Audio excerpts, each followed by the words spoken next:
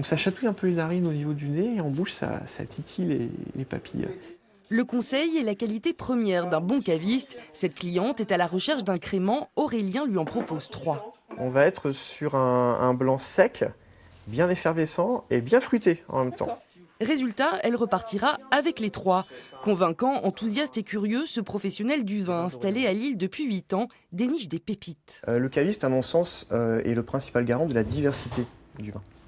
La diversité du vin, elle se traduit par la variété des cépages, donc la variété les variétés de raisins qu'on peut utiliser dans le vin, les méthodes de culture, de vinification, la notion de terroir, la personnalité aussi de la vigneronne et du vigneron qui fait le vin. Et tout ça, ça se retrouve et ça participe à la fondamentale richesse et diversité du vin.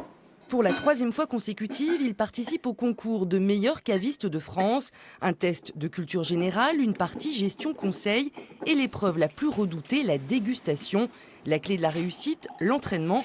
Aurélien goûte une trentaine de vins par semaine. Alors une dégustation à l'aveugle, ce n'est pas un bandeau qu'on met sur les yeux, c'est juste un verre qu'on nous amène avec un breuvage dedans et on doit deviner ce dont il s'agit, sans aucune indication. Mais si vous aimez le chinon, vous pouvez peut-être découvrir ça aussi. Cette année, ils seront 2 à représenter la région sur 40 candidats. Flore est elle aussi une habituée du concours. Une fierté pour cette épicurienne passée par de grandes maisons parisiennes. Elle sait qu'une victoire serait bonne pour la réputation de la boutique.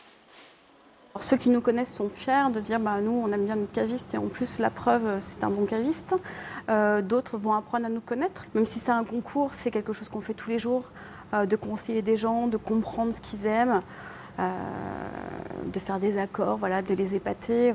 Donc il faut rester sur cette idée et rester soi-même. Sélectionnés parmi les 5800 cavistes de l'Hexagone, Aurélien et Flore se retrouveront pour la demi-finale à Reims en septembre.